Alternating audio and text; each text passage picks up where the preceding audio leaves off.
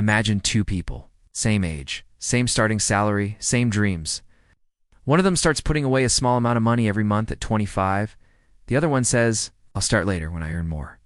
Fast forward 30 years, and the first person is sitting on a pile of money that could change their life, pay off their home, retire early, travel the world. The second person is still working, wondering where the time went. Same income, completely different outcomes. And the only thing that made the difference was something most of us were never taught in school. It's called compound interest. And by the end of this video, you're going to understand exactly how it works, and more importantly, how you can make it work for you. Before we go any further, just a quick note, everything in this video is for educational purposes only. I'm not a financial advisor, and nothing here should be taken as personal financial advice. Always do your own research and speak with a qualified professional before making any investment decisions. Now, let's get into it. So what exactly is compound interest? Let's start with the basics, because I want you to really feel this, not just understand it in theory.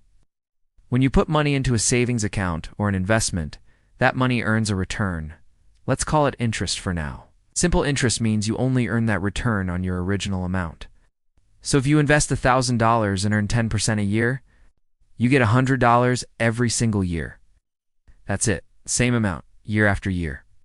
Compound interest is different, and this is where things get exciting. With compound interest, you earn a return not just on your original money, but also on all the interest you've already earned. So in year one, you invest $1,000 and earn $100. Now you have $1,100. In year two, you earn 10% on the full $1,100, not just the original $1,000. That gives you $110 instead of $100. Then in year three, you're earning on $1,210. And on it goes. Every single year, the number you're earning interest on keeps growing, which means your earnings keep growing too. That's compound interest. Your money makes money, and then that money makes more money. It sounds simple, but the effect over time is genuinely staggering. Here's a real-life example that I think will make this click. Let's say you're 25 years old, and you invest just $5,000 one time and leave it completely alone. You don't touch it, you don't add to it. You just let it sit in an account that earns an average of 7% per year, which, historically, is a reasonable long-term average for a broad stock market index fund. Though, of course, returns are never guaranteed and markets go up and down. At 65 after 40 years, that single $5,000 investment would have grown to around $75,000. You put in $5,000, you walked away with $75,000. No extra effort, no extra money added. Just time and compound interest doing their thing. Now watch what happens if you start just 10 years later at 35. With the same $5,000 and the same 7% return. After 30 years, instead of 40, you'd have around $38,000. Still impressive.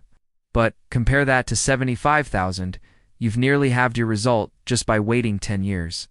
That gap, that difference of almost $40,000, didn't come from working harder or saving more. It came entirely from giving your money more time to compound. And that's the key insight I want you to carry with you from this video. Time is the most powerful ingredient in the compound interest recipe. The earlier you start, the more powerful the effect. Let me give you another example that makes this even more personal. Let's say you start investing $200 a month at age 25. You do this consistently, month after month, and your investments grow at an average of 7% per year. By the time you're 65, you would have put in about $96,000 of your own money. But your account wouldn't have $96,000 in it. It would have closer to $525,000. Think about that. Contributed less than $100,000 over your lifetime, and you ended up with more than 5 times that amount. The extra $400,000 plus didn't come from your paycheck. It came from compound interest. It came from your money growing on itself year after year, decade after decade. Now, I know what some of you might be thinking. That sounds great, but I don't have $200 a month to spare. Barely making ends meet. And I hear you. Life is expensive, and money can feel incredibly tight. But here's something worth thinking about. Compound interest doesn't care how much you start with. Even $50 a month, consistently invested over a long period, can grow into something meaningful. The point isn't to start big. The point is to start. Even a small amount, given enough time, can grow into something that genuinely changes your financial situation. It's not about being rich to begin with. It's It's about being patient and consistent. There's a concept that really captures the magic of this. It's called the Rule of 72. It's a simple little trick to estimate how long it takes for your money to double. You just divide 72 by your annual interest rate.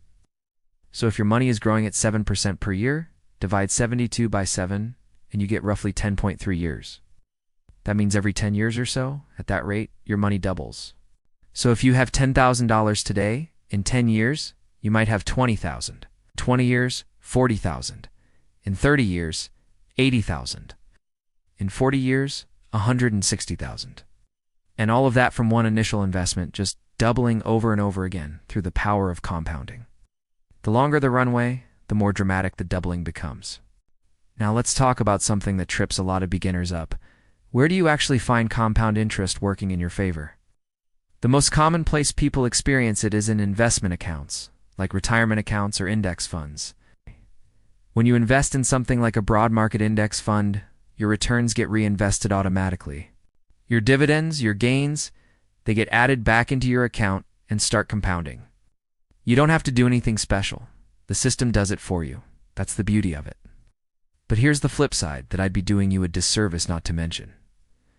Compound interest doesn't only work in your favor, it also works against you, and brutally so when it comes to debt. Credit card interest, for example, compounds on whatever balance you're carrying. So if you owe $1,000 on a card charging 20% interest, and you're only making minimum payments, that balance is growing on itself every single month. You could end up paying back 2 or 3 times what you originally borrowed. The same force that can make investors wealthy can absolutely trap people in a spiral of debt if they're not careful.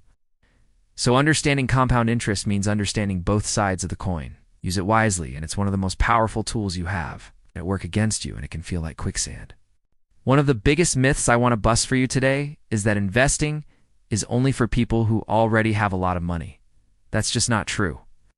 The whole point of compound interest is that even modest, regular contributions can build into something substantial over time. The stock market, for all its ups and downs, has historically trended upward over the long term. Nobody can predict what it'll do next year, or even next decade. But throughout history, patient, long-term investors have generally been rewarded. The key word is patient. This isn't a get-rich-quick scheme. This is a get-rich-slowly, sustainably, and surely kind of journey. That's actually a good thing, because it's accessible to almost anyone who's willing to be consistent and let time do the heavy lifting.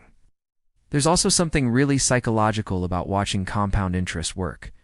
In the early years, the growth feels slow. You put in $100 a month, and after a year, you've got maybe $1,200 plus a little bit of interest. It's not exactly fireworks. But here's what's happening under the surface. The foundation is being laid. And about 10 or 15 years in, something shifts. The growth starts to feel real. You start seeing hundreds or even thousands added per year just from the compounding alone. And by the time you're in the later stages of a long investment journey, the annual growth from compounding can actually be more than what you're putting in yourself. That's the tipping point. That's when your money is genuinely working harder than you are. Think of it like a snowball rolling down a hill. The top, it's tiny. Each roll picks up just a little bit of snow.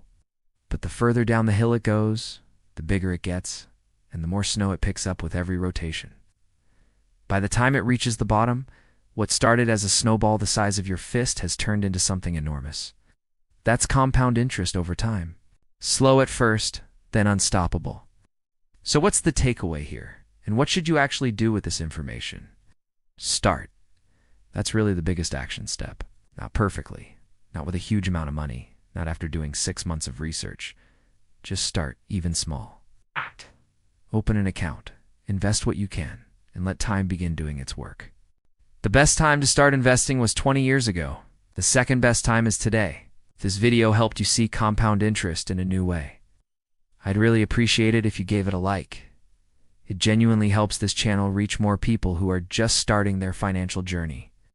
And if you want to keep learning in a simple, beginner-friendly way, consider subscribing so you don't miss what's coming next. In the next video, I'm going to walk through exactly where a complete beginner can start investing with very little money, and how to avoid the most common mistakes people make early on. You don't want to miss it. See you there.